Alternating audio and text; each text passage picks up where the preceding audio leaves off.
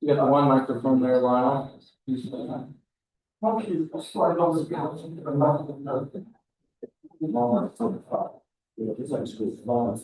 Hello, everybody. The call this meeting to order. It's 4 o'clock. We don't do a pledge, I guess, because we don't have a flag. I got a flex today, but we need to do roll calls. Okay. Nancy, roll call, please. Counselor Hayden McMillan, Excuse? Counselor Smith, Here. Mayor Sykes. Here. Okay, what's the first thing on the agenda since you didn't bring it? You bet. So we have just a vote to approve the agenda and then public comment. We have 2 items of business. One item of business tonight to talk about recent shootings and other police related matters. And then the second is a discussion item just to talk about an announcement of the open house in Oakfield. Okay.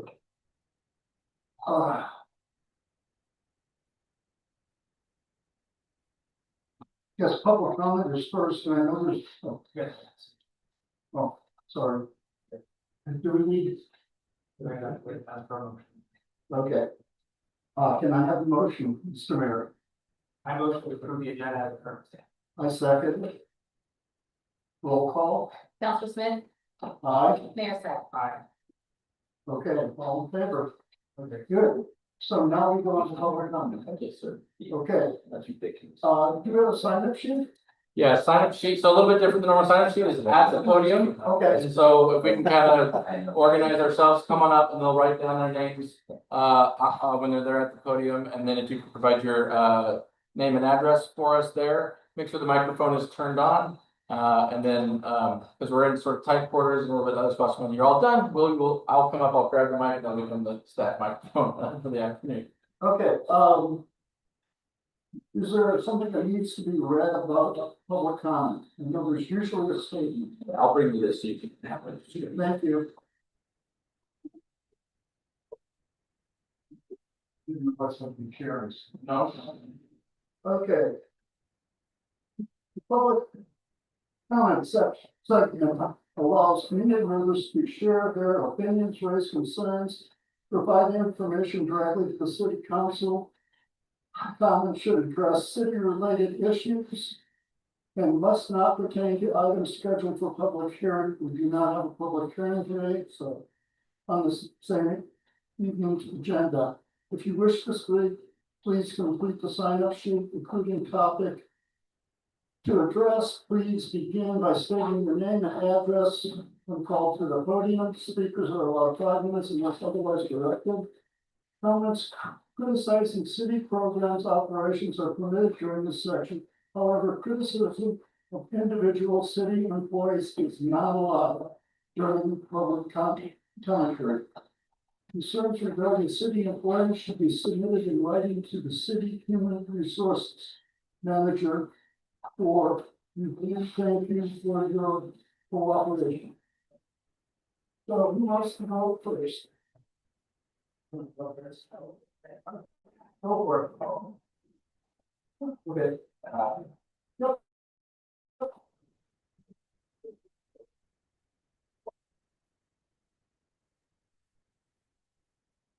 You can start with your name and address. I'm gonna write it so I can read. Oh, okay.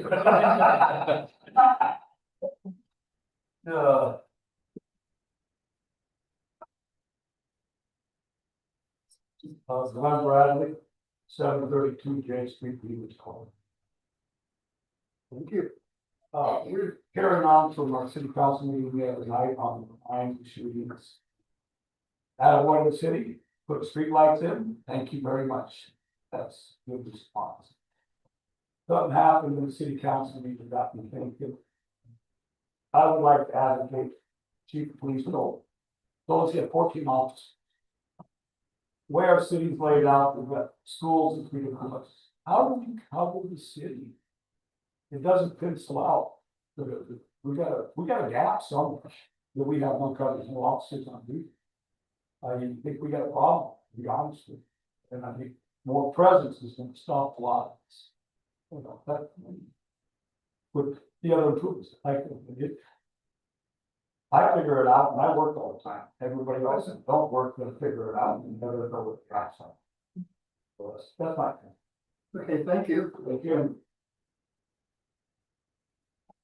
Next person,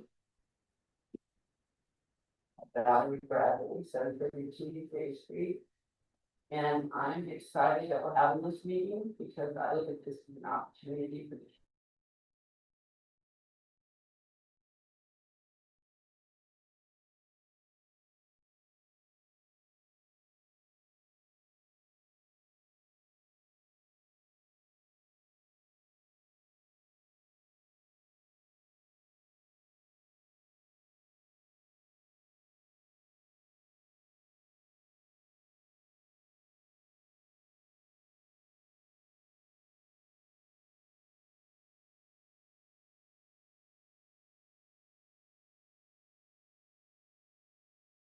little see, because a lot of these people, that's what they travel. The people are going out looking for things, to go out and sell and whatnot, so. But another thing is when we have sporting events, other towns come and look. And they park right in our driveway, they park right there. And when they leave the sporting event, it's dark, I'm sure they don't like walking up through there either, you know? It doesn't look very good, really, it doesn't present a very good opinion of how we feel about our sporting events, because it's really ghetto there, unfortunately, and I think if video join in to help us with the streets, the weeds, and all that stuff, maybe the people that live there would be more apt to do something too, you know, but like right now, I have a strip right here on 8th Street, and I guess it's mine to take care of, it gets weeds, but I can't use it. And people park on it, but I can't use it, it's useless to me. So I mean, there's things like that, so maybe we can make it look a little better down there, and people would be more willing to take care of it, and make it nicer, you know, the lights is good, and the alleys, and then another thing is we have a racetrack, 7th and 8th Street are racetracks out of the high school. Is there any way that the police that you can do maybe a talk with the kids about how dangerous it is to drive down through there? Because the speed limit is 20 and I don't see anybody go 20 ever. And from school on 8th Street, school, they have 3 blocks to race before they have to stop. So can we just like maybe make a stop sign every other road? So they don't have such a strip to get their speeding out of it, or whatever it is, you know, so. That's just some of the things that I think that, and I wanna work with you guys, we should work together on this, our city, all of us. So. That's all. Thank you. thank you. We're going to listen to everybody before we get into commentary, so if my not saying anything makes you feel that I don't agree or that I do agree, either way, it is, and I'm just listening at this point. And then just a friendly reminder to speak into the microphone and make sure it's on, please. I think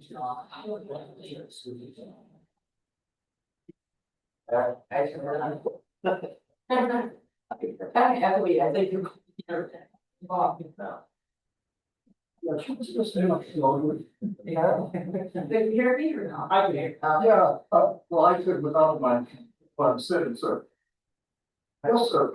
Hey, my name's Jeff Cashman, I live at 838th Street.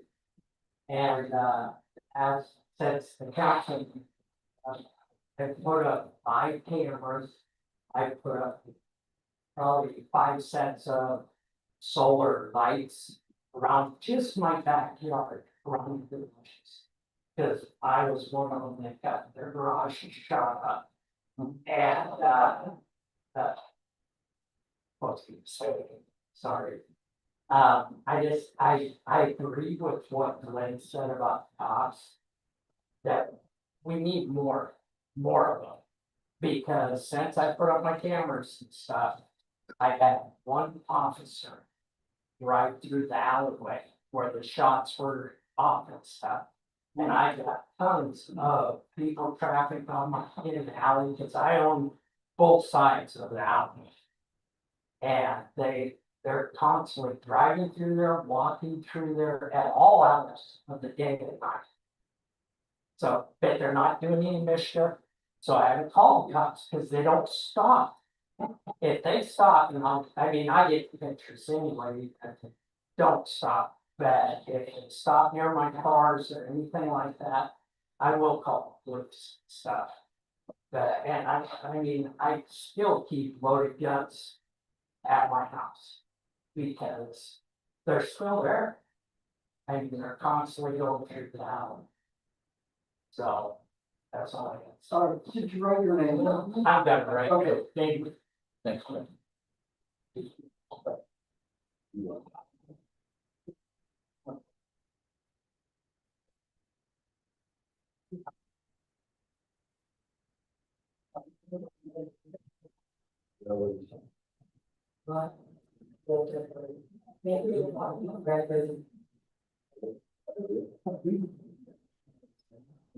Oh, yeah. At least it happened.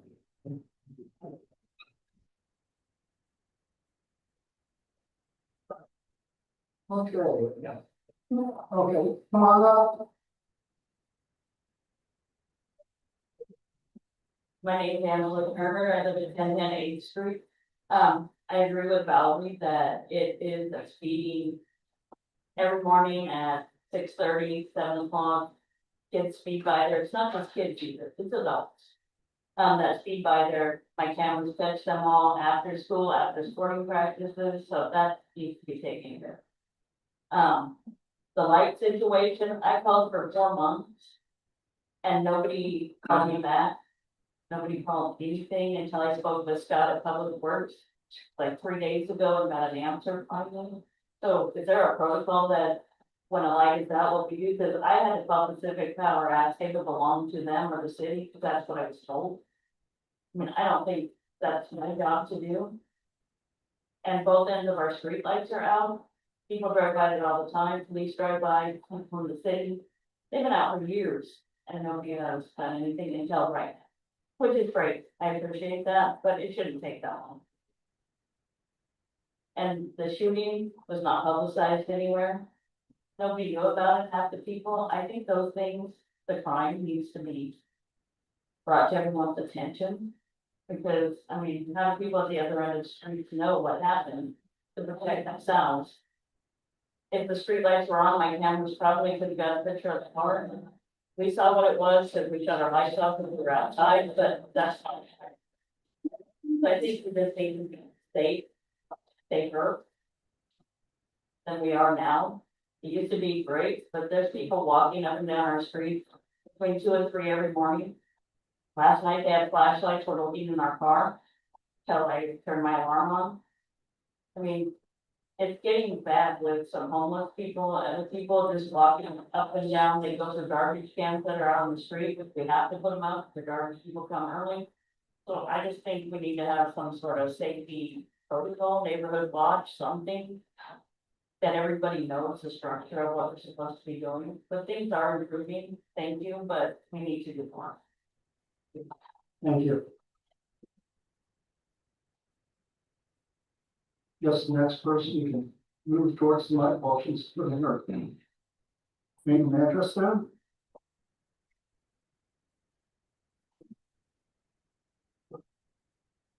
Thank you.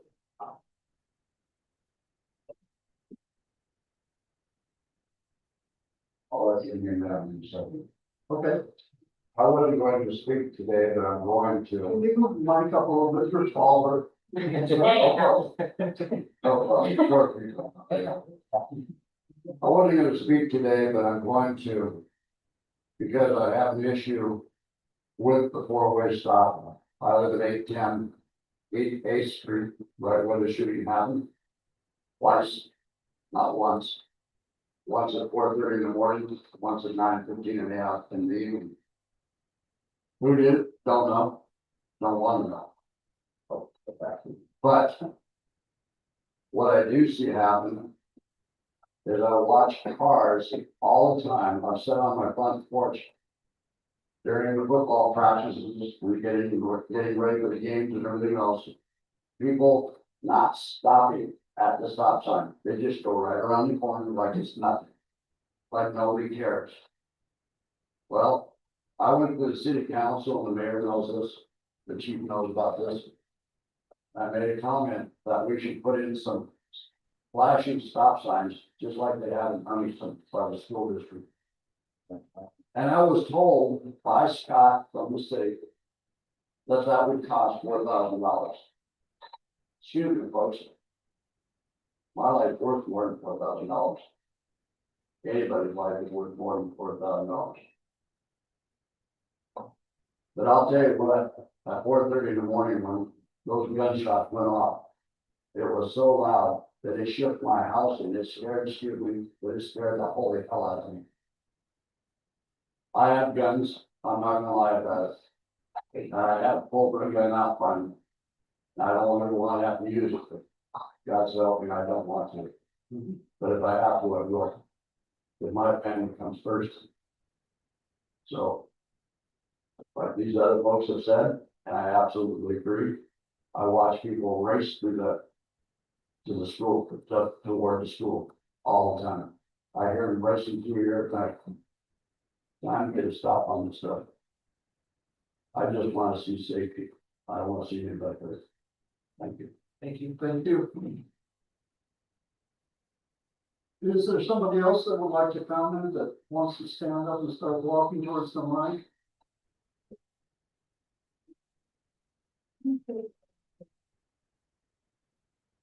Can you, sir, can you repeat your name for the record for us, please, name and address?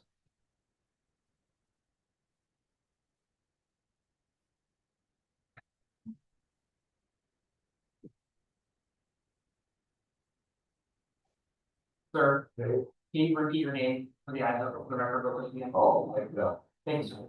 Well, 810 Main Street. Thanks.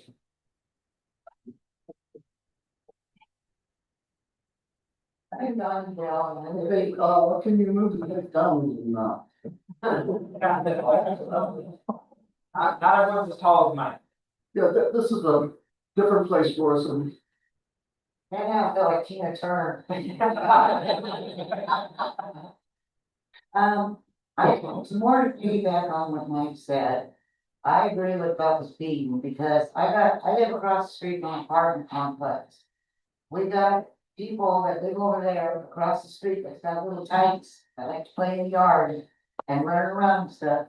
And mark my words, if they don't get more patrols and put a stop to people speeding. One of them little tykes is playing soccer, is gonna kick one of the balls out in the street, we're gonna chase it, and that's an accident waiting to happen. And I hate to see anybody lose their child. I like to see kids be able to play out in the yard. And even though the parents over there do a pretty good job keeping an eye on them still, it's just that split second. And if we can fix it so we can control people that speak there, give them a ticket or whatever, that would go a long way in helping the situation out. As for the street lights, I agree.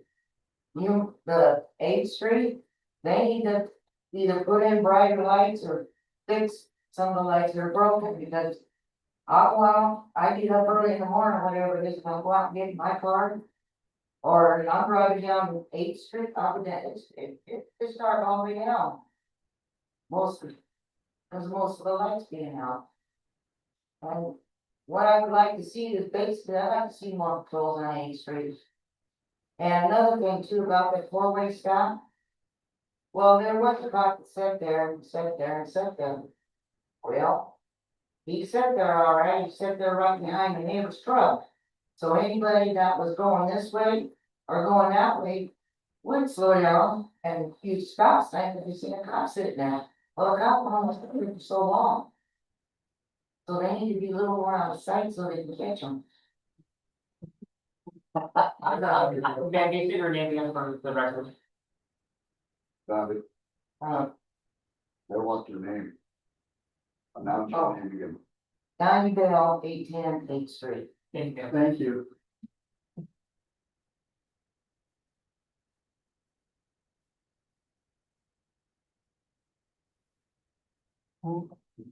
Okay, who is next? Okay, That's a good comment. Really? I'm Mary Cahill, 183 Osenda, and I just want to say I'm very thankful that we quickly got together and you did this meeting today, because it's very needed. But I wanted to mention that it's not new, of course you know, and I was trying to look back at meetings, city council meetings, and I think it was like November of 23, but it wasn't posted somewhere in there. But there was a young guy that I didn't know that stood up and said there had been a shooting. He was like a coach. And it was back there, I think in a similar area, and someone else had to move kids because there was, I don't remember the details, but of course, this isn't new, so it definitely needs addressed, and it sounds like you are addressing it. So many great ideas are being suggested. Thank you. Yes, thank you. I don't know if you realize that, there have been 2 children killed on Rio Senda in the last 20 years. I knew it was one, not two, but yeah, scary. I live on Rio Senda as well. Oh, yeah, it's everywhere. Yeah, Oh. do we have somebody else that would like to make their way to the microphone? We want to give everybody a chance to speak at once, if we didn't want to hear from you, we wouldn't have called this meeting.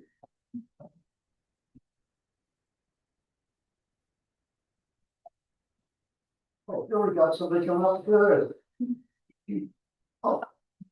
I site 120 Rio Senda, but I'm here on behalf of the school district, and Chief and I have already checked in. Just want to make sure that you all know that we're your neighbors too. And that we're absolutely willing to serve as partners with the police. The police do a great job of supporting our schools. And so anything that we can do, whether it's through the communication systems that we have, or truly any resources that we have available, we would happily share to support the safety of the neighborhoods around any of our schools, but also anything that we support. Thank you. Yes, you have to sign into. I don't Do we have anybody else that would like to speak?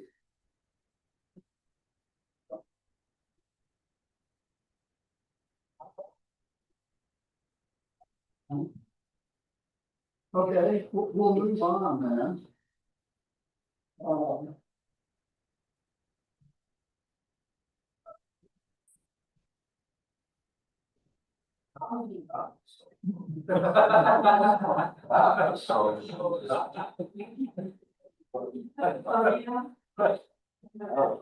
I can, yeah. Thanks, Connor.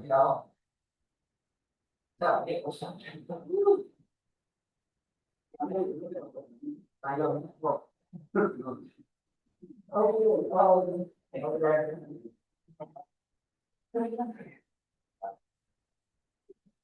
Chief, David, would either like to, or either of you like to speak for the city?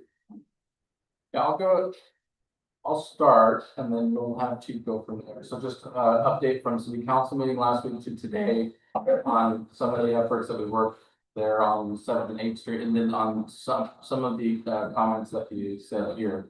I'll start with lights.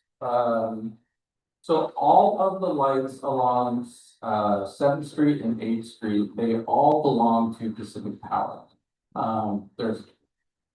They have a franchise agreement with the city, which is just a fancy name that says they have a contract with the city so they can put their power poles in our streets, in our rights of way. And part of the condition of them putting those poles was to put lights in the light streets, and then they maintain those lights, and their franchise agreement requires them to do that. They have not been doing, and we've been talking with them about that for many years. Some of you mentioned I've heard 4 years, I've heard 5 years. All of those numbers I totally believe are entirely accurate. So we've reached out to them again and said, look, it's we now have a city attorney on board.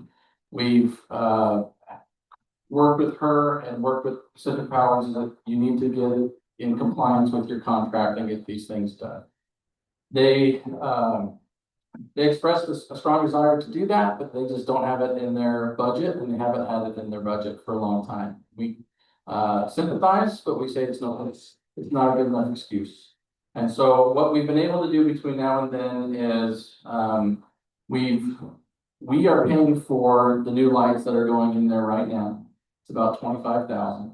All the lights that are there, the old tech lights, those amber colored lights, if you drive up in South Hill, all the new lights that are going in there, those white LEDs.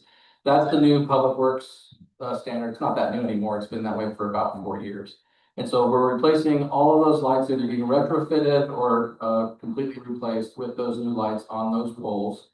We've purchased them and we're supplying them to Pacific Power, but we can't install those. They're actually direct wired in there. And so they have to actually cut power while they make that replacement for that section of light. It's not down very long. It's usually only down for maybe a half an hour while they make that off and on connection. So they do everything. They throw the switch, rewire, and put it back on. Some of you saw them doing that today. They started this week. Talked to them this morning. They replaced 4 so far. As of by the end of the day today, it will be 4. I think there was 2 as of yesterday. There's a total, and it's going to be all of from A Street all the way down to River Road. It's going to be all of 7th and all of 8th, and so they're working through that over the next couple of weeks.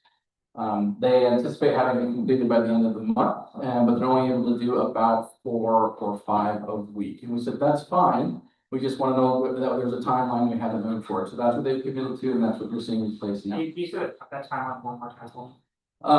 They're doing about 4 or 5 lights a week, every week, and then until each of those are replaced on 7 and 8, and they told us they'd have those done by the end of the month.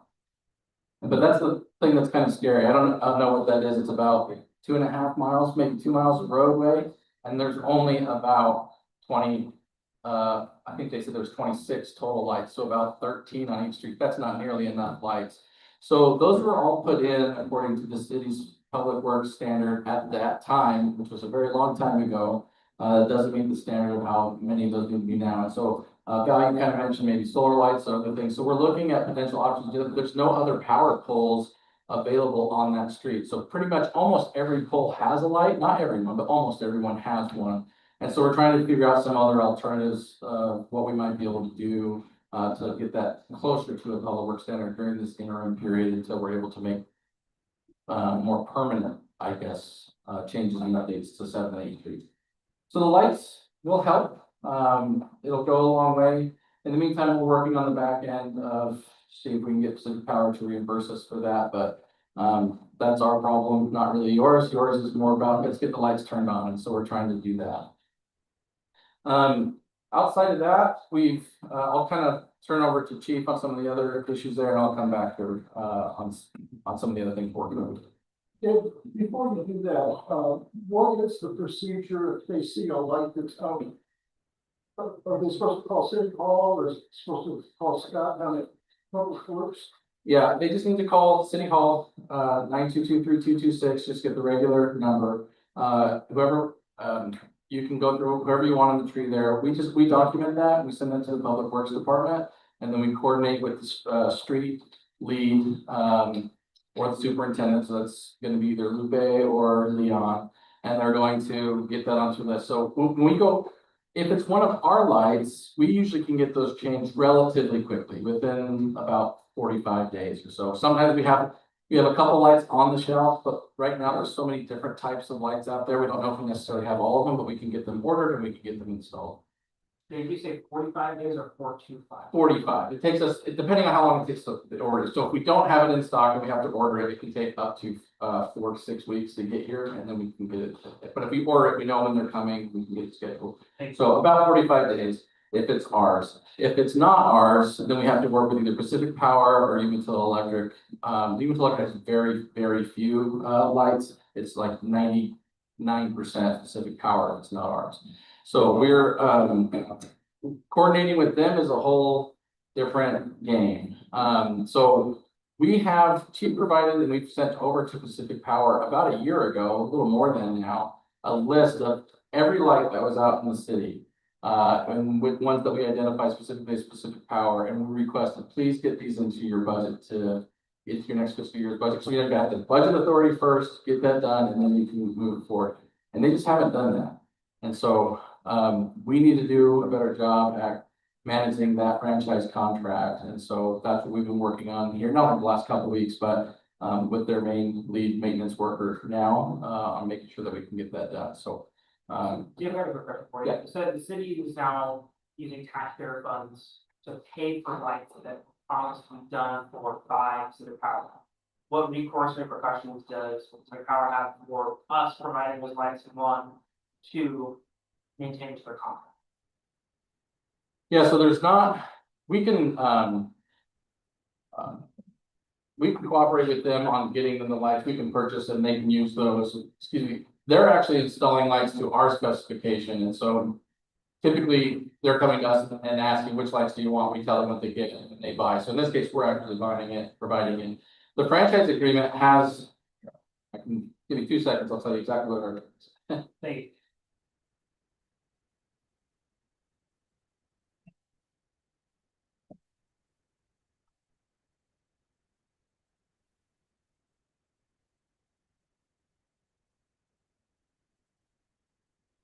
So you and total electric is here to work with. I would say they're different to work with. Well, is there any way we can petition to get Cedar Power at that guy? And we want to let it be here, Right? I can handle that. Yes, I don't like to. I've been over the Baptist data centers out there, but it's like the rest of us. If you raise our power bill, Yeah, yeah. I'll get around them. Whether they do not go over. It's not a little trick.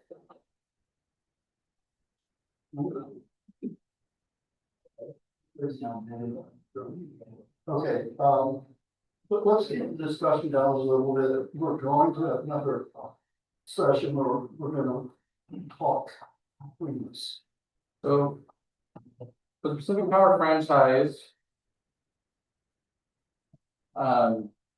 She's reviewed our agreement and we're ready for our internal staff on what those next steps would be. What we had was, there's language in the agreement that says that they are required and financially responsible for the operation and maintenance of those lights.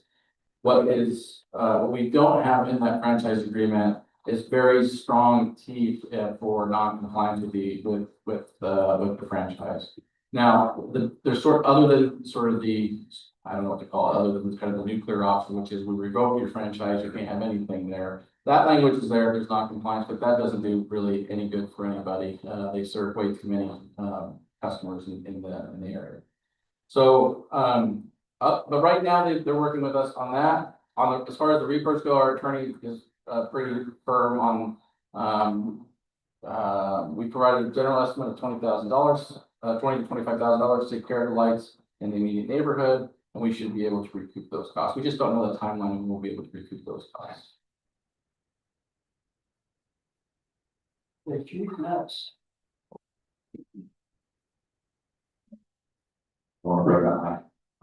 Just real quick, Glenn, as a correction, not a correction, but just a better understanding. Yes, I am working with 14 officers right now, including myself. Because, we have an open position and we have the one out on medical leave. So I actually have 16 sworn positions, but I'm just down 2 right now. You're talking, I'm sitting here doing the math in the head. Thinking, okay, we got 3 schools, we're unique, we're spread out some. And in the mornings and the afternoons when the kids are out, I feel we need officers there. So if you do that, one officer can't get home, but that takes 6 alone. So how do we give the other remaining officers, you know, I understand they need days off and everything else, I'm actually advocating for more officers for your jobs. I agree. You know, you start doing the math, it doesn't work, it doesn't compute. Unfortunately, the city of Hermiston has poached 2 more of my officers, and so by the end of the month, I will be down to 12. So, we are shorthanded. I am not making excuses. But I would like to share some statistics data with the group real quick.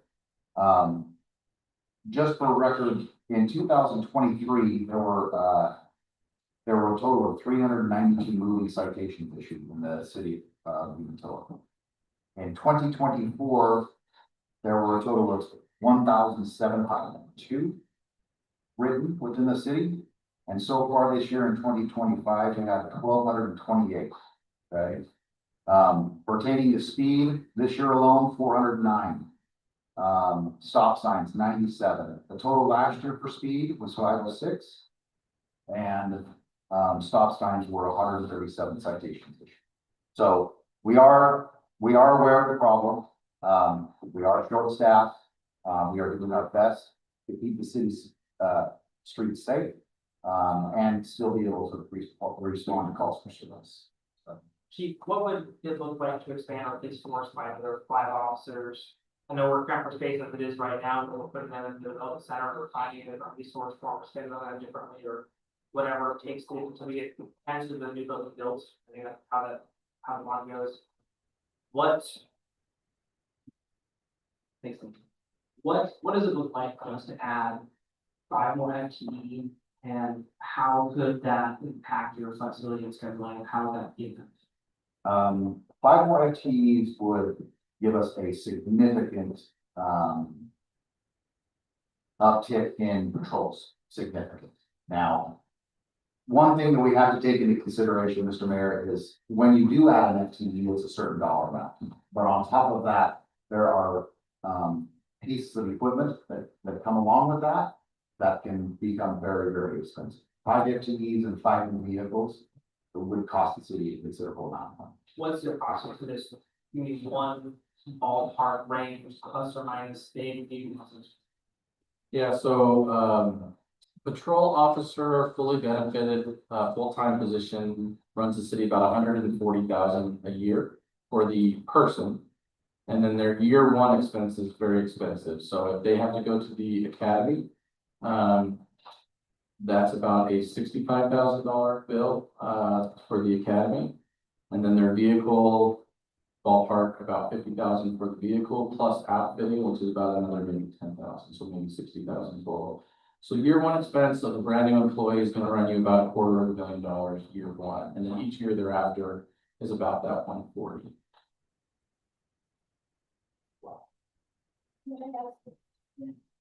So, actually, I was gonna ask, Vice Chair Smith, yeah, sort of the intent of the standing committee is to sort of have a little bit of this back and forth engagement. I think for this meeting, it's appropriate, but so I would like to recommend that we allow, if it gets sort of crazier out of hand, you can always pull that back, but I'd like to, I mean, I'm interested if that's something that we'd be able to. I agree with that totally. The question I have first is, do each of your officers have their own car? And if so, can they share cars? Like you know they do in other small towns. They do own their, or I'm sorry, they do have a take-home car, yes. That also deters crime, especially for the officers that live within the city limits, because they park that in front of their house. So it's a benefit for us for them to take those home instead of them sitting up in the park. Another thing, just today, I was talking with my detective sergeant who has an unmarked car, and he literally said he misses his marked car for that exact reason. Yeah, no, I recognize that having police cars sitting out in your house is a great thing. I've had one for years. It was just across the street from me. But the officers that do not live in town, I would wonder if they could use that resource just a little better than looking to drive it home to Kennewick or Hermiston or wherever they're going. Thank you. Okay, we're open now. I have a question. Go I wanted to know what Hermiston was offering their police officers that we did from the design and then big push. Yeah, so perfect question. We actually have the information to share with you all about that tonight. And Glenn, really appreciate your comments and advocacy for additional officers. Let me give a little bit of context and then I'll answer that a little bit more. So, the National Association of Chiefs of Police and the FBI, they have a standard per capita for cities with a population of 50,000 or less, which is definitely us, of 2 officers per 1,000 of a population, or 1 per 500, however you want to look at that. And so right now in the city of Umatilla, with on paper, with all 16 sworn officers, which includes the chief, we're about 1,035 residents. per 2 officers, so we're not quite there. We're supposed to have 2 per 1,000. We're a little bit under where we should be. So that being said, we do compete very much with our peers, and where we happen to be located, there's a lot of opportunities here for public safety. We compete with the city of Hermiston, we compete with the sheriff's office, we compete especially with state police. That's usually where they end up going next.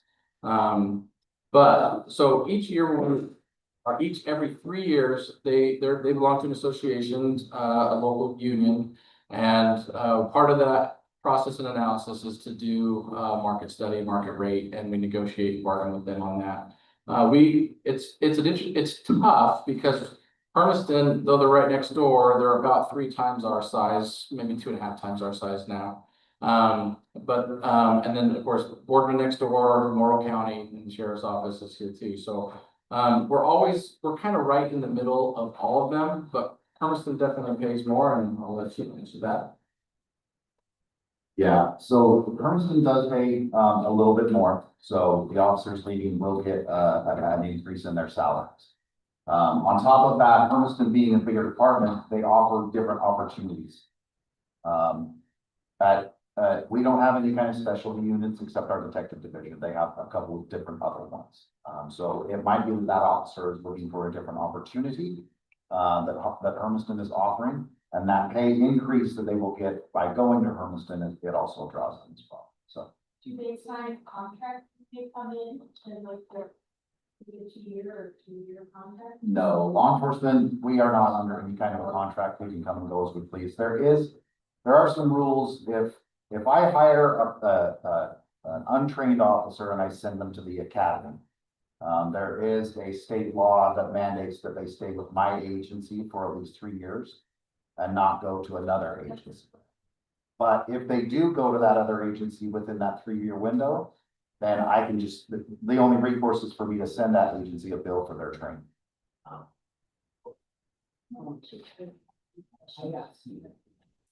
Another question? Yeah. Yeah, they put in all these new bolts in Umatilla, put that bigger fiber. Why don't they put lights on? Where you talking, Jeff? On 8th Street, they put one on the corner of 8th and High that are, yeah. But in the alley, when you're in the alley, they didn't go in the alley, then they all put it on light. I was just wondering, if we allowed, the city allowed them to put the poles in, they should make them put lights on that. Yeah, That's right. I'd have to look at that franchise. So, there's that franchise is owned by a company called Anoya. Their fiber's all over the Pacific Northwest, but they run into I don't know what to call it other than the brain, which is right behind the bridge. There's like a CMU block building there and everything. So that's why you're kind of seeing those there. Those have, like you said, those have sprung up recently, and they're a relatively new franchise. Honestly, I haven't looked at that franchise agreement. I would need to go back and look and see if, generally speaking, we use kind of the same template for that. My guess is that language is in there, but I'd have to check that, Jeff. I don't know. Yeah, because when they put that pole in on I and 8, I thought they had to move that pole because they were putting their braces in the middle of my yard. The guy wire on right in, Yeah, in the middle of my yard. They said, I will give you the easement for that. Okay. And I guess they went up to City Hall and checked to see what my boundaries were, and they had to move that pole 6 inches, so they put the cable outside. Yeah, you bring up a really good point. So we'll look at them and look at that franchise. Are there other, anything that's roughly 15 or 20 feet taller, that's maybe not a power pole, maybe it's telecommunications or something that's there in that area? We've gone, I went and looked at, oh gee whiz, nobody uses a landline anymore, but the landline poles are out that way as well. We looked at their franchise agreement. They have it, but I didn't look at that one. Well, we've done the Trouble Alley, which is actually middle of our property, a couple other people are in here. There's one pole in the center of the alley, that has no light on it. And then that one on the edge that overlooks the entrance for football field has nothing on it now. New. That they just replaced it, and never had anything on. And then there's the one single amber light, but I don't even think it's powerful, it's just on for entrance to football field. And that was, I don't think that was burnt out, but it's definitely not nothing there. But that's also where the people who eventually would run. Run down that alley to shoot down the football field if they can. And that's, the 8th Street alley between okay. What's the one that goes right into the driveway that goes to Portfield? Yeah. That one, this is a question for Rick or Heidi, back to the solicitor, is that one owned by, the Army Corps of Engineers, is that a school district pool, we can still be access, we know? All of, well, anything that we have as a whole would still be technically owned by the court. So everything that we have is leased, but everything that we have is ownership of them. And we have the same agreement like the city has with soccer, you know, if it ever restores back to the court, we have to take it all away. But that doesn't mean, we just got the grant to update football light. And one of the things that we've been needing funding for is the parking area back behind the baseball field now is really dark. Whereas before, we used to have those lights that lit it up. And so we could try to keep those on, and it'd be something for you all in the neighborhood to think about. But now those football lights are pretty darn cheap to run because they're LEDs. So if it gives you all more security for us to have those on at certain times of the night, we could do that. I just don't want to find you in the middle of the night either. So think on that. If you come up with your neighborhood consensus, we'll have to do that. It comes right into a. When I left on the right side, I'll read that. Just Go ahead, wanted, just wanted to agree with the folks over here that live right next door to me, and right in the alley, right behind us is very, very dark. And when I say it's very dark, if my lights don't come on at night, which they do automatically, but if they don't come on, people walking, you have absolutely no idea who they are. I think They're getting their pictures taken now. Well, both houses over here are not, they're not lit at all, I mean, there's like a farm lights in one of them. Yeah, street road across town. So I'm hearing private cameras. I wanna, if I can, I'll talk about some of the efforts that we're looking at right now, Chief, on your flock system and things like that, talk about what we have currently in system for cameras and some options that might be available to us. I'm grateful very much. First of all, I just want, I know the mayor and Councilor Smith have already said thank you, but staff, we wanted to express our appreciation. Thank you so much for being here. This is an awkward day and time, 4 p.m. on a Thursday is very strange. But it worked out really, logistically worked out well. Sorry that Councilor McMillan is ill today. But we have each year we have, including this fiscal year, we've been buying anywhere between about 6 and 10 new cameras a year for about the last 4 or 5 years. Nancy, that sound about right? Throughout the city. Now this area here, 7th and 8th Street and their alleys, we don't have any cameras there. And so we would be reliant on some of, if in an event like things like this happen, we may be coming and asking for private assistance with that. Which is good, but it's not ideal. Ideally, we need to have what we can have up there. And so we have other areas, major thoroughfare areas that are identified right now to get additional cameras up, but we will be coming this way eventually. I don't have a timeline for you there, but that's the idea here with these, is that we'll have cameras. And because these are getting closer to the schools, we'll continue to be installing throughout the next few years as we get through this plan there. But in the meantime, we have this block camera system. I'm gonna see Chief, you could talk about that and some options that we might. I have a question for you, where are you basically located at, like on Power Line and Mary? Right now we have, well, Chief, I could pull it up on my computer, but most of them are down Highway 730, and up to, and then up at the golf course and over at Path. We have a lot of camera systems out and around that area as well. And there's a couple others, we have here at Nugent Park and a couple others at some of our parks. See what? At the Marina and RV Park. What I'm seeing is like, they're more interested in beautifying Umatilla, using the money to do that. Plus the boot on the cameras and stuff like that, it's like going to Mary at the golf course or whatever it is. And we live here, You know, it's almost like we're that neighborhood, they're so focused on the houses on power line, making sure they get everything they need from Mary, it's the same way. But it's like, we live in this neighborhood here and we live downtown, we're forgetting. I'm- People like it. Well, I think, you make a very good point. Dollars and cents talk as loud as anything else. I'll say that, up in South Hill, just as an information item, the development pays for the developments. The developers, as a part of their, building permit and their conditions of approval, they have to put in the transportation improvements up there. And because we have, like I said, we updated our, public works standards, about 4 years ago. So they're putting everything up there, curb, gutter, sidewalks, street lights. And so no city resources are being spent to build all of that. They build it and then we inspect it and then we accept it. They donate it. And then we, do ongoing maintenance from then on. But yeah, you're correct. We've done a lot of beautification projects. We've done a lot of parks projects.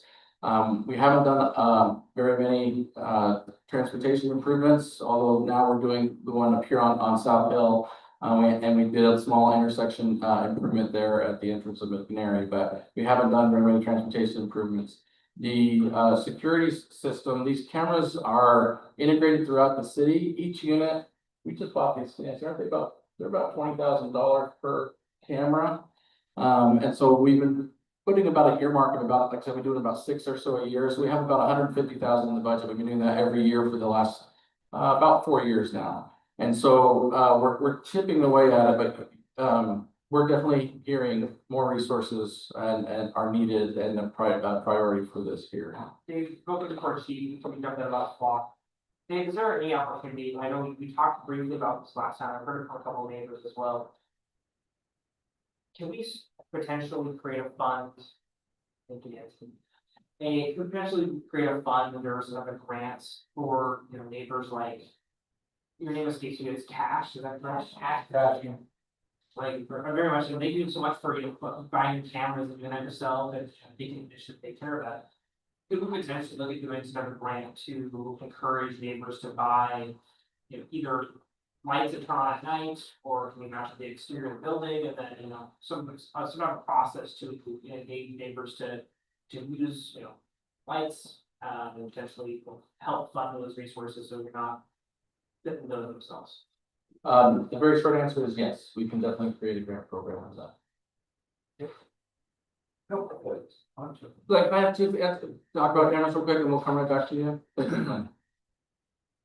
So above and beyond the camera system that the city has, which it's a wonderful system. We upgrade it as much as we possibly can every year. But in the law enforcement world, technology evolves pretty quickly. I have looked into, and Dave and I are in great discussions with a system called Flock. Now, the state of Washington uses Flock a lot in a lot of different directions, a lot of different areas. Flock is a specialized camera for only accessible by law enforcement because it actually reads license plates. It takes incredible pictures of every plate that goes by it as it runs it and puts it into a database. That database stays live for about 30 days and then it wipes itself off. The great thing about Flock is once we have access to the database, now we can look at the entire Western United States and follow that vehicle no matter where it goes. Now, what I can tell you about the shootings is, quite honestly, they're using their vehicles to get from one point to the other. And vehicles have license plates, and those Flock cameras will pick those up in a heartbeat. I have pictures of the exact same car from a Flock camera, and it clearly shows the license plate at night, whereas with the city camera, it just shows tail lights. So that's one initiative that we're working on as well. I have a question. Yeah. Mrs. Sykes said that the football field, they would put lights on or leave the lights on. There's a lot of homeless, I don't know if you guys are aware, but we live right above it, I'm sure you guys are. That capture our houses, that right between our houses, and they go down there near the baseball field, they go down to the river. And they're down there running around on the baseball field in like the booster club thing down there. You leave the lights on, but are there any cameras down there? We do have cameras. The police have access to all the cameras that we have throughout the district. We do have cameras. They're there. They're not coming into the field though. And that's the challenge. We always say, we hear you, very well of what you're talking about. We've been, They're like yelling and I know they have mental illness, but they're dangerous also, you don't know who is it. I will say that I used to teach one of those classrooms around the pods out there, and can't tell you the number of times that I would have to call right, but like, hey, I don't know who this guy is, but he's sitting outside my classroom. You come over and keep my kids back in the main building, let's see if we can, And we our can deck, get him off. our deck's right there and get some up our stairs right to our glass door and then we're not done. Yeah, oh, it's a problem. Yeah, and we have cameras all over our house and still. Yep. Glenn, you had a question or a comment? Comments, back to the stop sign, love the idea of those. Side comments, so they can hear. Sir? Yeah. Okay. I like the idea of the flash stop by $4,000. It's fit. Even just a post and a regular stop sign. Let's create more. We take away the drive. For right now, it's a cheap alternative to overspending the. Yeah, Glenn, thanks for bringing us back there. So Mike, appreciate the comments, about, crossing over near the grocery store and needing a light there. Your comments and a couple others in the community, we finally got ODOT to agree to put in, illuminated crossing there. And so, their goal was to have that in by now, but they're not quite there yet. We talked to them yesterday and they said now they're looking at the first week of October. Now that, they told us it was also gonna be in there now, but we have it in writing that it's approved and it's scheduled. We just gotta get to do that. I'll let Dave Jones know also. Well, and again, thank you to all of you. I can't, Scott, our public works director, myself, even our attorney, we sent them over the last year. Probably a dozen correspondence specifically about that we're hearing about it from the community.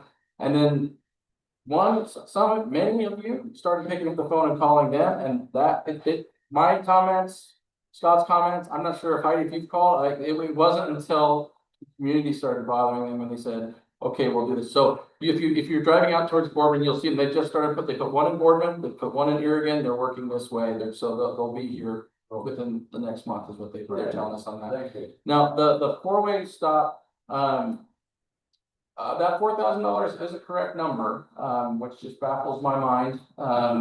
But I heard the comment about it being worth the investment there, and we agree. And so we can work on that there. There's a little bit, generally speaking, there's a little bit of study that we have to put in that to see if that's the appropriate stop sign to go there, if there's something else that can be there. But yeah, I have it documented here, Mike, to follow back up with Scott with that to see what work. I don't know what work he did on that. You know, it's interesting, we talk about this stop sign because, and you guys may laugh and may not, I'm laughing about it now. But after I had made that comment at the city council, like about 3 weeks after that, I'm on my way home from work, not thinking about anything. And I go to make a turn onto 8th Street, and I didn't make a complete stop. Officer Wilson happened to be right behind my car. $65. So I blame myself for not stopping, but I'm not so concerned about people not stopping completely, but I'm more concerned about the people flying through the thing. Yeah. Maybe the answer is the stop sign, because let's put speed bumps. I hate that arguments. That's nothing about that part about police box. I studies have shown, and I've seen this from real life experience, when you put in speed bumps, the worst thing you can do is slow down a fire truck that's responding to a fire. I agree. But they weigh 80,000 pounds and they're gonna have to slow down and go over that, so all that will do is slow down public safety. I think a stop sign every other street is fine. Even if it's not limited, I mean, we're looking at a post to the side, and I'm sure we got dozens of stop signs, for his house. They want to. It would help. So I wanted to touch on a quick point. So Part of the reason why Chief Bridge brought up these moving citations and numbers, so sort of as a sometimes we'll call them tail light felonies. Somebody's tail lights out, and pull them over, and then it leads sort of the dominoes fall, and guy's got a felony or warrant or something out. The reason why we gave you the numbers 392 in 2023, 1,702 in 2024, and 1,200 as of today in 2025. We did that we wanted to give you those numbers for kind of two reasons. It's not that it was so low in 2023. It's that we've made an emphasis in the last couple of years as Chief Bridge has been here, that we recognize that that's typically that first domino that falls and sort of finding the bad guys in the community, the kind of stuff that they're up to. So one of the things that comes from that is, and you mentioned here, it's patrol. You can't pull somebody over if you don't have an officer on patrol. And so we've been trying to keep, I would mention that number of 1,000 per 2 officers. We've tried to keep up with that. The city, when I started here 7 years ago, the population was just over 7,100, and now it's about 8,500. So you've had about a 20% increase-ish in population in about 7 years' time. And we've been trying to keep up with that by adding officers. When I started, we had 12 sworn officers, and now we're up, or 13 sworn officers, and now we're at 16, 13 counting the chief. And so we've added 3 in the last 7 years, so about every other year. And even though we're close to that number of 1,000 with 2 officers per 1,000, perhaps it might be appropriate to kind of make sure that we're slightly under that. So we'll take some time, we'll look at that, and we'll see what we can do. Budget, hiring more officers like the next year or whatever. Yeah, so it's always a balancing act. And this input from the community is very helpful in setting those priorities as we get into budget season and working with budget committee or doing it mid-year supplemental. So police is a general funded program. So is parks. So is the majority of the services you have, other than water and sewer, which have their rates paid for that. Most other services throughout the city are covered through the general fund. And then another thing, and I don't know how this works. Okay, most of us, I assume here, are got power, they don't want to uphold their contract. Can we as citizens vote taking Matilda down here? How does that work? Yeah, that's a good point. PUDs are regulated at the state and federal levels. I don't know the answer to that, Glenn. I mean, it's never, if you got something, it's never a bad idea to contact your representatives and go from there. But to be honest with you, my general understanding is that it's pretty difficult to move those boundaries. But it doesn't mean that it can't be done. I know it's been done. 10 years ago, the first data center that went into the city was in Pacific Power territory, and they did a territory swap with UEC. But there's gotta be something, if they're not upholding their contract, they could be fired from it. Then that should open up the door for us to bring in another power company. First, I like to go electric, steps in the top. Okay, but if they're not gonna take care of street lights, it's in the contract, they wanna use the loophole, well, they say, how I'll get to do it. We should have chief citizens to make them up with the contract. Either do it, or we will vote in, putting in another call, or you would tell it, that's what I'm trying to figure out. How can we give you chief to make them, so we're not paying $25,000 for isolation? Okay. So that's what I'm trying to find out. And I think you asked, how I asked that question earlier, like, what's the repercussions? How are they gonna, they are gonna repay us back eventually. But how long is the rent cycle gonna be, and if there's no teeth there?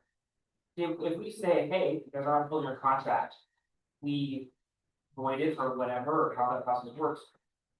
What's the consequences for them as a company, and then how does that affect the citizens?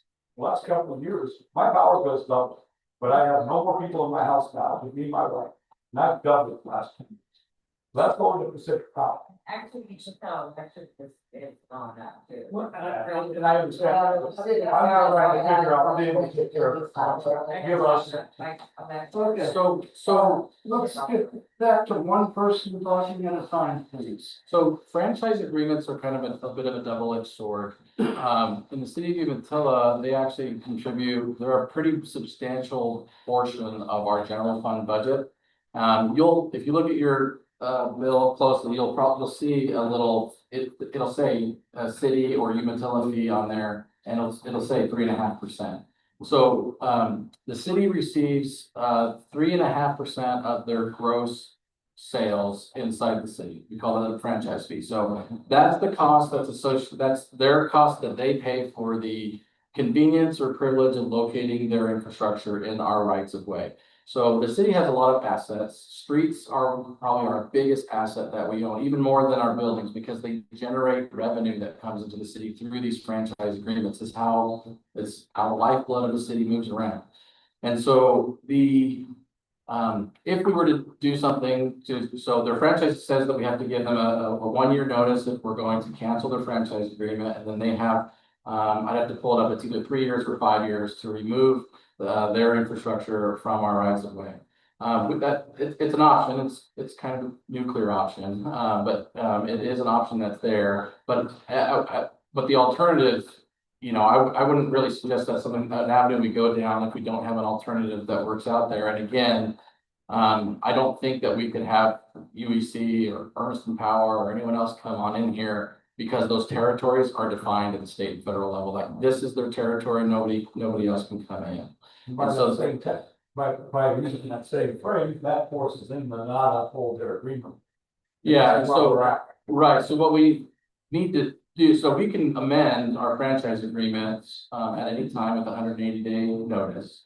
And so we can give them, that's what we're looking at right now, is we need to have stronger language in there about failure to maintain and keep these lights up. We need to have, if we send them a notification, if we send them the list that we sent them last year and says, here's everything on the list, we need to come up with a reasonable time frame. I don't know what that is. We need to understand their operations a little bit better, but come up with some sort of reasonable time frame for them to make those repairs. At some point, if they can get caught up, where the majority of them are operating right now, I don't know if that's the case. But the majority of them are operating, we can get into a normal sort of maintenance pattern where, whatever the number is to get those fixed each year. Right now, we were spending $25,000 of the city's money on that, to get these lights. Very good. You're gonna try and recoup it. But that's 5 or 6 stop signs Oh, that's, you're talking about. that's That's exactly, when you look at the big picture. no, that's exactly right. That's exactly. So, Dave, how many total lights were on this prior to date? Do you remember offhand? Well, it was substantial. 30 or 40, probably 30 or 40. 40 lights that are out. Then there's not replacing them, there's old and decrepit, like what, there's a notified situation. They've done some of those, but not very many. When I called them, because they told me I had to call them to get Pacific Power the pole number. So when I called them, Pacific Power told me that those poles belong to Univille.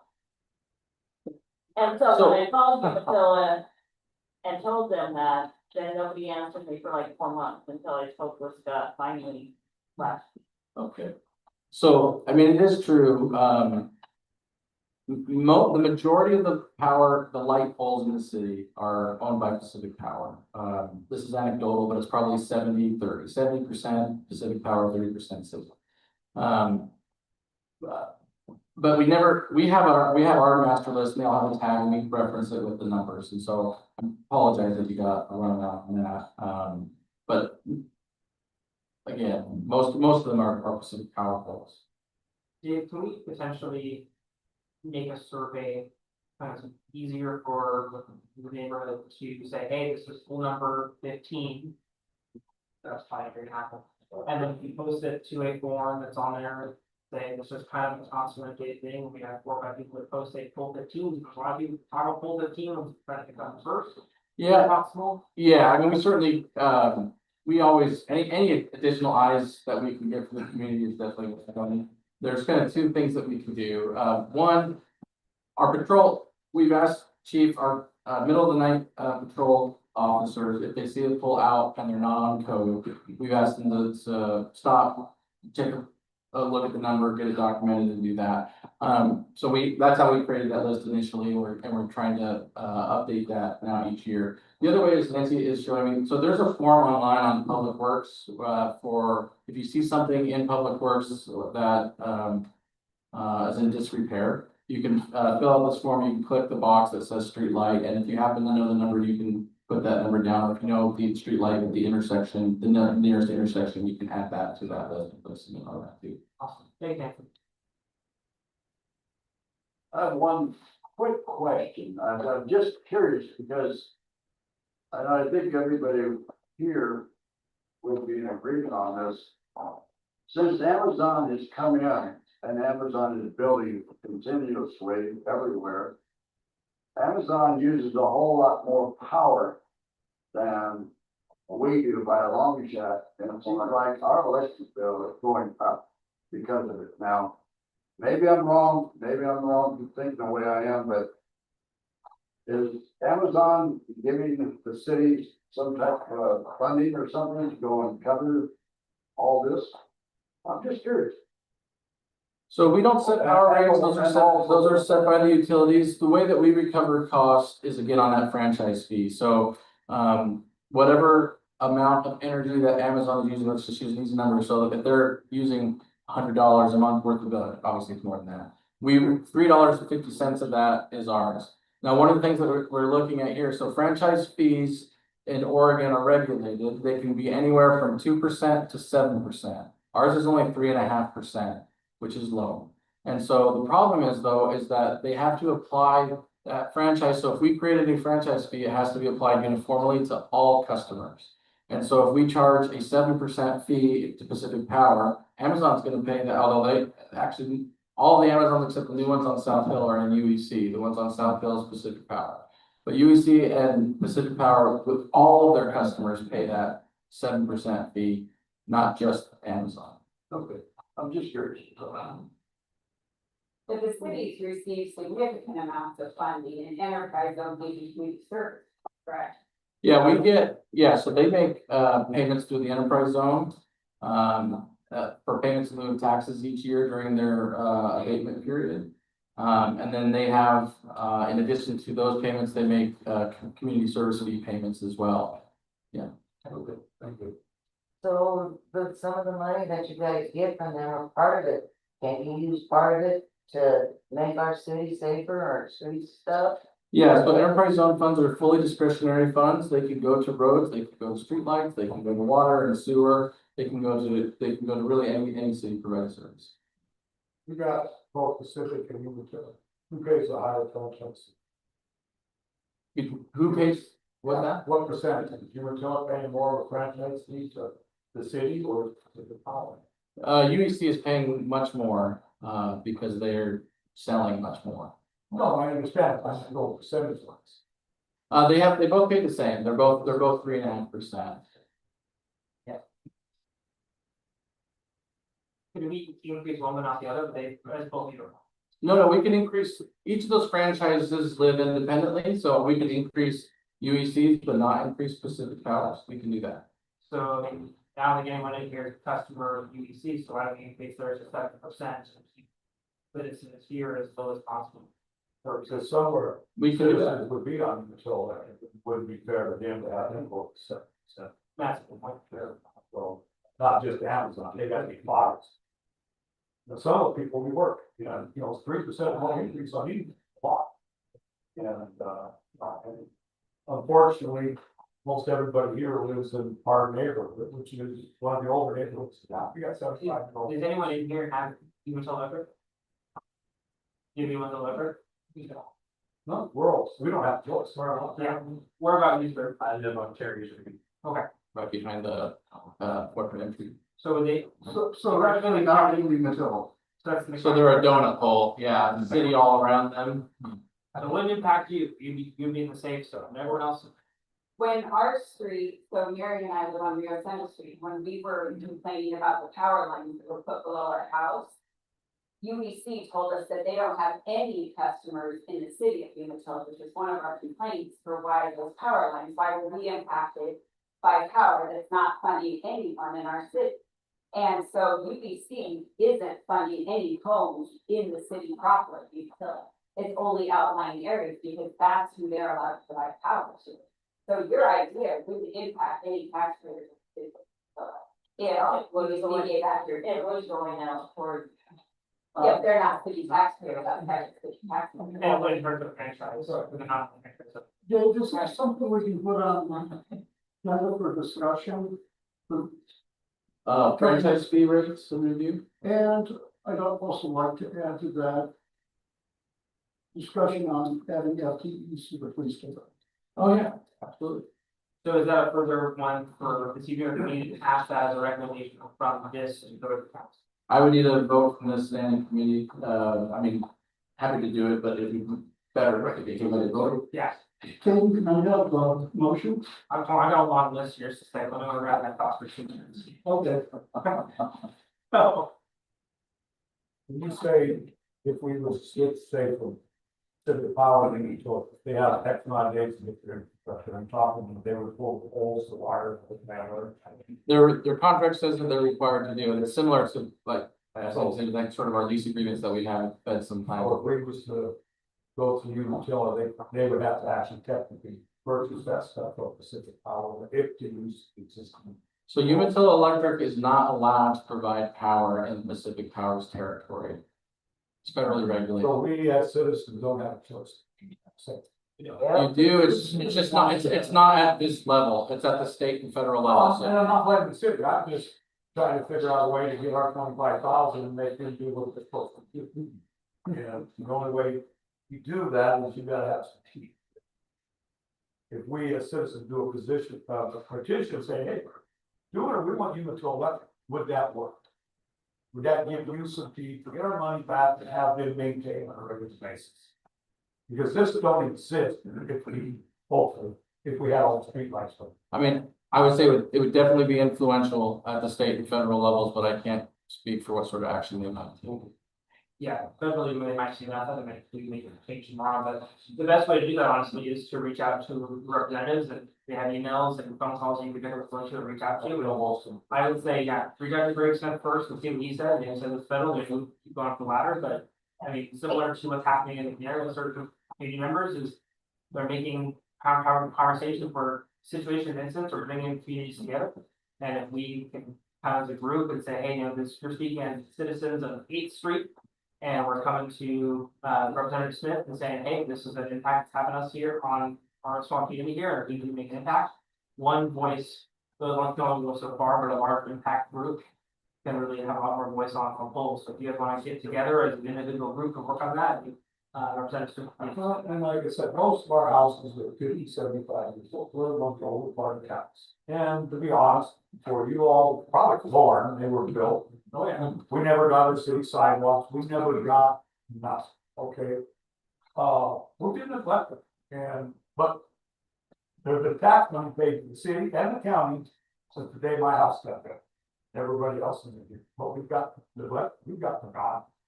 We have nothing, we don't even have street lights or street signs, or a divider down our highways or a white line for stop sign. We don't have nothing.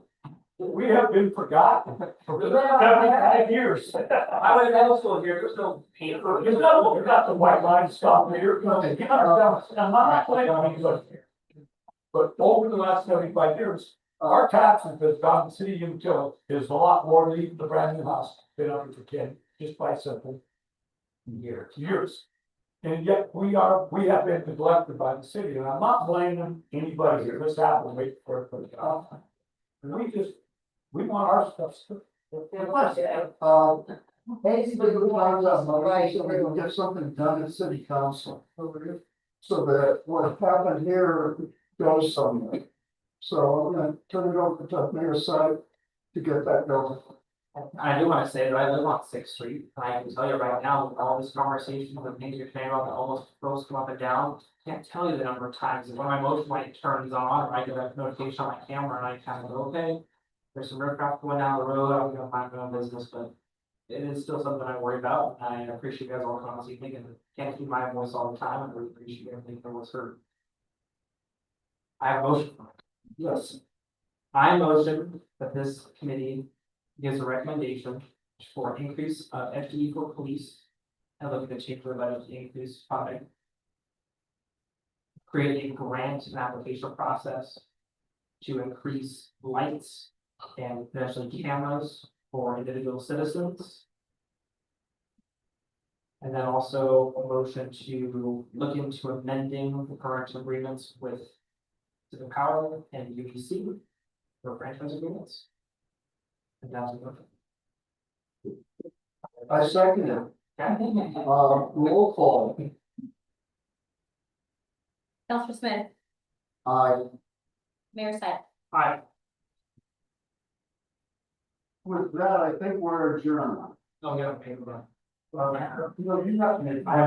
have one thing, sorry, one announcement, item on the agenda. Yeah, so, just matter of announcement,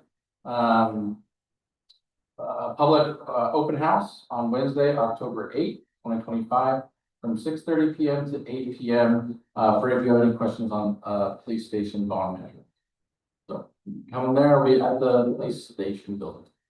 I do have one actually thought in my mind, I was just thinking about it, it's not got to do with safety. Yes, it does, we get, the, Okay, go for it. on the alleyway behind my house. Because of all the traffic that has gone through there, that alleyway has absolutely, literally been destroyed. I mean, it used to be a beautiful alley. It looks like a pile of, you know what now? Is there any way we can get some gravel or something put in there to make it work halfway decent again? So add that to the motion. That's just the thought I'm asking. No, I can meet with you, Mike. I got your address and I'll, together with Scott, and I just get your phone number before you go so we can connect. Sure, say, look on 6th Street, I think it's all. Yeah. Question for you. So I know you can't give us a whole bunch of information, but how is the investigation going on the shooters? That's a good. You know, the investigation is ongoing, I can tell you it's, it is, considerably larger than most people will probably understand. So have you figured out who's behind it yet? I'm not gonna be able to answer that. So if you got the license plate for it, understand it's camera, it's got a. I mean, we don't wanna know who it is, we'd like to know what you're both in or. I don't wanna be able to sleep at night, now we have to hit the floor when we get out of bed. The investigation is ongoing, that's all I can say. It's something really cannot be commented on at this point. We've spoken, I know, Mayor Site knows what's going on too. I thank you all for coming. I'm gonna ask Mayor Sykes for motion to adjourn, and after that, we can discuss. I have a 5:30 meeting in Hermiston that I'm gonna be late for already. But I really appreciate everybody coming out, and hopefully we'll do this again because we haven't solved the problem yet. Yes. So we do that. Yeah, and I agree. And I just encourage everybody to come to the city council. Well, We're also in the city council, so definitely to attend. I want to thank you guys very much for coming to the previous city council, see a lot of familiar faces from the last one. And I want to continue to say, keep using your guys' voices and make sure they heard, not just at the local level, but also the state and federal level. Your voices do matter, and they do have an impact, and we need to make sure we continue to use them effectively in a respectful manner. And more events like this. I want to say thank you very much for all coming this evening, and we'll keep the doors open. At this time, I'll make a motion to adjourn this meeting. Are you guys? I second. Roll call. When you come up with a solution, are you gonna do a function on social media so we know what solution Yeah, work? we'll talk about this. Yep, thank you. Counselor Smith, Aye. Mayor Site. Bye. Aye. You know,